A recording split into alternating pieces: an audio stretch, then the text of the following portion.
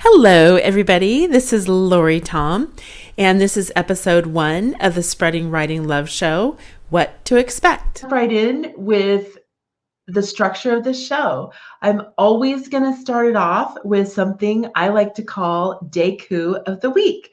Now, if you have no idea what a Deiku is, it is my version of haiku poetry.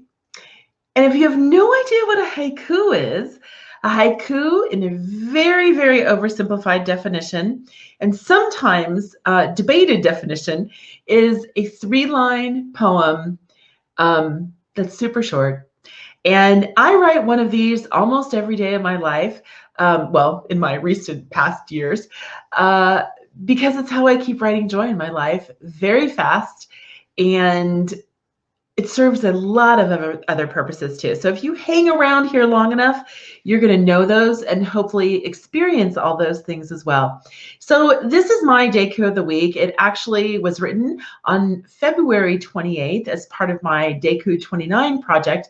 I wrote a Deiku and posted a Deiku every single day in February. So this is the hill that's outside our backyard, and actually looking straight on right now, this is what I'm looking at through the door and window of my writing studio. So here it is. I live in Southern California, by the way, very near the ocean. I don't have an ocean view. It's way over that hill, but it's maybe 8 minutes away. Feeders need filling. Yard is birding and blooming. New life is coming. So this is truly one of my favorite times in California. I have a lot of native plants in my backyard. The purple you see, which is absolutely exploding even just a few days later now, is called ceanothus. It is a stunning purple flower that is bringing me great, great joy right now. So, and even while I was sitting here waiting to go live, I wrote my haiku for today, which will get on Instagram later, but hill pulls me outside, lupin everywhere, dwarfed by exploding mustard. So pretty soon that hill is going to be yellow, and I will be taking Allegra. All right, so what I'm going to do here is go to our next part. This will always be a feature of the Spreading Writing Love show, and it's called You Deiku 2. Now, in a little minute, I'm going to tell you what my mission is in this show, for this show, but I always want to invite you guys to participate. Clearly, I'm about writing and getting you writing and enjoying it. And I want to do that in a way that eliminates fear and frustration. So we're going to jump right in. So this is a Deiku that I wrote in honor of this show, and I'm calling it the first step. Why am I calling it the first step? Well, noticing, paying attention is one of the first steps of being a writer. It's a habit that all writers have. It's a habit that I've taught children to have, my own child. It's super important, and it's part of writing, although it doesn't have to even involve putting words to paper. So this is the one that I would like to start us off with today. I'm giving you the first 2 lines, and hopefully you will put in either live or on the replay, or whenever the muse hits you, you will put in your own last line. Now, I'll show you what mine is right now. Look up and breathe deep. Notice what you see or hear. So I looked around. Happy dog snoring. She is right down there in this room with me right now. Now, at the end of this live, I'm going to also always give you a writing tip of the week. My writing tip will talk about the revisions I've made to this, even while I was composing it for this live, even after I was getting it in my journal. I just want to talk about that process a little bit.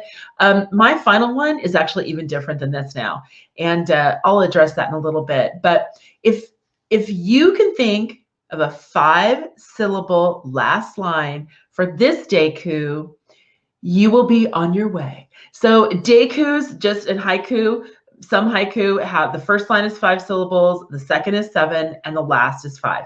Now, if you put a line up that doesn't have 5 syllables, I'm not judging you. I'm not going to delete your comment.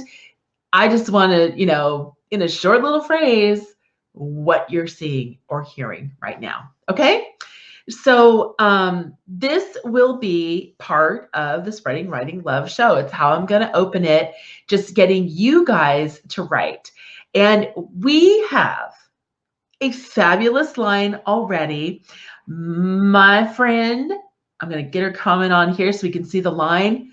Clutter everywhere. Love it. Now, the cool thing with writers is once you put something out in the world, at some point, someone is going to see that line and go, oh my gosh, I'm like Robin, okay? I'm fairly uptight and organized, so I don't have a lot of clutter right around right now, but also I was getting my writing studio ready for this live, so it was a little more cluttery a little bit ago. Okay, so before I dive in to the main, I don't even want you to see that slide yet. Before I dive in to the main content of this live today, I do want to tell you what I'm about, okay? So my name's Lori Tom. As you will see, I am not your average English teacher. I help families, and my definition of family right now, it often is children and parents. But my goal is I'm trying to build a family that's online. I'm trying to build a family in this Spreading Writing Love space. So whether you have grown children, grandchildren, no children, I'm considering you family, okay? So I help families fall in love with writing, and I do this in 3 ways. I have online and in-person courses, this Spreading Writing Love show, and I do coaching, writing coaching. So I have a background in education. I have a master's in education. So I've got some street cred in this. My approach is about as minimalist as it gets. I believe in this space, fast and easy writing invitations paired with positive feedback. So you have a really great experience, because unless you're going to love writing, it's probably possible that you're not going to begin to write or keep writing. So my goal is to turn writing fear and frustration into writing fun and inspiration. All right. With that said, I want to bring you guys live or on the replay into this. I really want to know, on a scale of 1 to 10, and you can just put the number that matches you below, no judgment. If you're watching this, I don't care if you love writing, hate writing. I care because I want to work with you and help you if you hate it. But this is also a place for people who love writing too. But I want to know, on a scale of 1 to 10, how joyful are you when you write? On a scale of 1 to 10. So 1 is going to be like, I hate it. 10 is like you're giddy, like almost that over energetic, I'm going to get tired if I keep doing this kind of giddy. 5 is like a neutral. You could be a little bit of, either or. So just put below where you are, okay? I am, that is so funny. Robin just put a 7, okay? I was literally just about to say, this season of Spreading the Writing Love will focus on getting you all to about a 7. Woo woo, Robin. This was not pre-planned, by the way. Anyway, for me, am I in a 10 sometimes? Yeah, probably when I'm done a lot of times. Are there moments where I'm at a 1? Not too often, but I can definitely be in the 2, 3, and 4 range. But 7 is, for me, is kind of a sweet spot. You're content in the process. You're wide awake to the process. You've got some skin in the game. It's a little bit challenging maybe, but it's also a sweet spot. It's also feeling good. And in some ways, it can be self-care. It feels good. So that's where I want to bring a lot of you. And The tool that I'm using in this first season of Spreading Writing Love is Deiku. It's using these very short poetry forms, creating a habit around writing, showing you that it can be joyful in a fast and easy way. And why? Well, because I just think writing is the best tool you can use to make sense of life. And I think it makes your life better. So that's what I'm doing. All right. So now I'm going to move to the teaching portion of this class. And the teaching portion of this class is basically in this one, telling you what you can expect on the Spreading Writing Love show and telling you the structure of it. And the reason I want to tell you the structure of it applies to this show. It applies to how I teach writing. I believe really, really strongly that for people to take risks, for people to try to learn new things, for people to be creative, you need a space that does have some predictable expectations and boundaries, because that creates some security. And within that space, you can do the big mind work and you can try things and fail at them, and it's not a big deal. All right. So as I do that in my writing courses, I also want to do that in your expectations of what this course is. Now, I do want to put a little caveat that as a writer, revision is a big deal, right? It might tweak. This is the first season of the Spreading Writing Love show. So if I get feedback from you guys, or if I figure out, okay, I need to change this up a little bit, that can happen, but I'm going to give you fair warning, okay? So this is the structure for the Spreading Writing Love show. I'm in the purple here. I'm going to open with a Deiku of the week. We're going to move to You Deiku 2. I'm going to teach you something about writing, and I'll talk about a few of those possibilities for content in a little bit. I will give you a writing tip of the week at the end, and then I will have Q&A. And really, you can ask anything you want about writing or my fabulously interesting personal life, okay? So some of the teaching categories I will cover, specifically tips and tricks for falling in love with writing. And these will come as single episode ideas. These will come as 3-day mini challenges that are free. I will also sometimes move us beyond 3 little lines.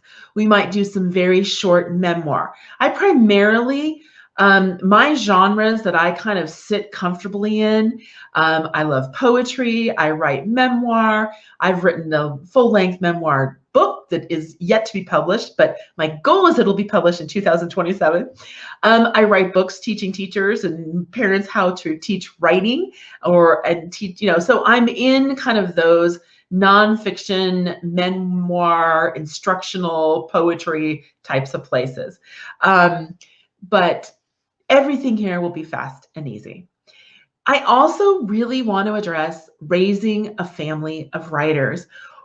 If you are around any children, grandchildren, neighbors, your own children, homeschoolers, whatever, there are certain things you can do as an adult that they will see and pick up that will have a profound effect on the writing love that those children grow into. And so I really want to address that. And I will probably talk about that a lot. I also will give you behind the scenes of my writing life. That's kind of fun, but you need to see the process that a real live writer goes through and what it looks like. It's messy. It can be in the shower, just thinking of ideas. It can be the monotony of washing dishes and an idea comes to you. It is not always on a keyboard or in a journal. And so I will show you those things too. And then also, I really want to be responsive to what you want to see in this show. Ask me questions. Come to me with your problems. Come to me with writing. What I would love to do, and this is one of the coaching services I offer, one-to-one, parent and child, those kinds of things. But I would love to have someone just say, okay, Lori, I'm going to read you my piece of writing. I want to know what I did well as a writer. That is my sweet spot, by the way. I have like a gift of hearing a piece of writing and knowing like, oh, that's great, and telling you. You guys need to know what you're doing well as writers now. And then I can also give you some suggestions if you want. But I would love to do that on a Spreading Writing Love show, especially with someone who doesn't like writing. All right, so that's what's going to be in this show regularly. Now, this is the time I'm going to move on to the Spreading Writing Love tip of the week. And it has to do with the revisions that I made to our You Deku run, the one that hopefully gets you writing, where Robin said, clutter everywhere is her last line. Now, I got some props here. So this is my draft that I was using to write the script for this. And then on the back of that, I was like, okay, I got to draft my little Deku to open the show. And my final is way different than that. Not way different, but the spirit of it is different. And what I want you guys to embrace, this is my tip to you. It's definitely a mindset tip. I want you to embrace, it's okay to change things up. It's part of writing is revision. The part of writing that's unrealistic is to expect you're going to put something down in that first moment of thinking that's going to be what you stay with. It definitely might be.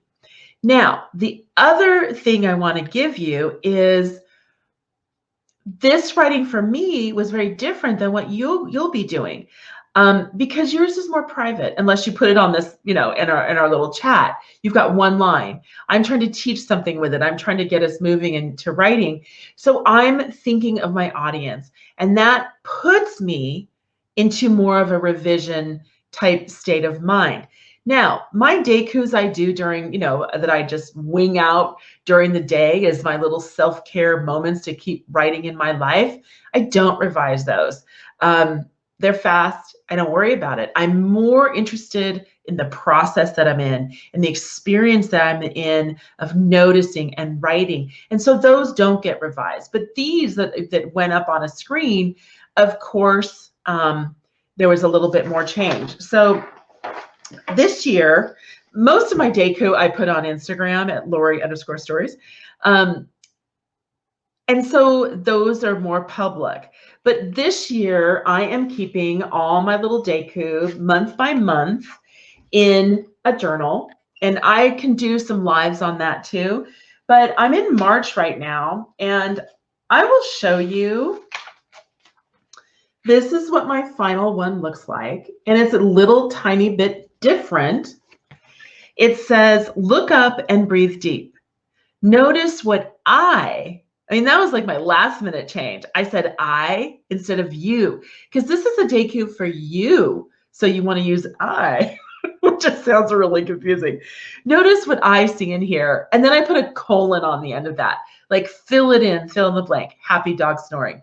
Now I used to have content dog snoring, but then I read it out loud and I thought, okay, people are going to see that and they're going to think content dog snoring. So I just changed it to happy, So those are the revisions I ran through. But here's what I really want to show you.